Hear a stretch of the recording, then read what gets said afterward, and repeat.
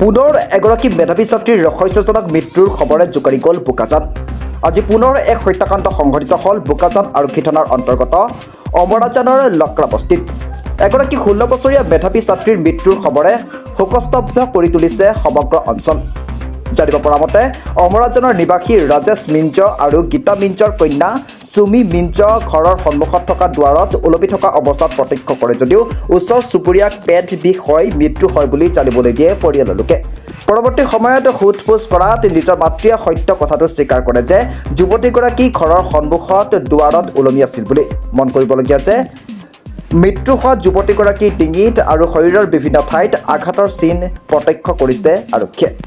বোকাজানৰ মহকুমা আৰক্ষী বিষয়া ৰুস্তম দাস ব্ৰহ্ম, বোকাজানৰ দণ্ডাধীশ সীমান্ত বসুমতাৰী আৰু আৰক্ষী বিষয়াসকলৰ উপস্থিতিত মৃতদেহটো নিজৰ জিম্মাত লৈ পৰিয়ালৰ সদস্যসকলক অধিক তথ্যৰ বাবে থানালৈ লৈ যায়। আৰক্ষীৰ তদন্তৰ পাছতহে প্ৰকৃত তথ্য উদ্ঘাটন কৰিব পাৰিব। এয়া আত্মহত্যা নে পৰিকল্পিত হত্যাৰ বলি হৈছিল যুৱতীগৰাকী।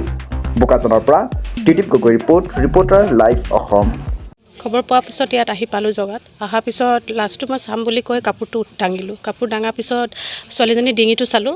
চোৱাৰ পিছত লাগিছে যে এইটো মানে মাৰ্ডাৰ হয়। বাট মাৰ্ডাৰ হয় মানে কি এইটো মাৰ্ডাৰেই হয়, বাট এতিয়া ছোৱালীজনী নিজে কৰিছে নে মানুহে কৰিছে এইটো মানে আমি ছাছপেক্টত আছোঁ এতিয়া।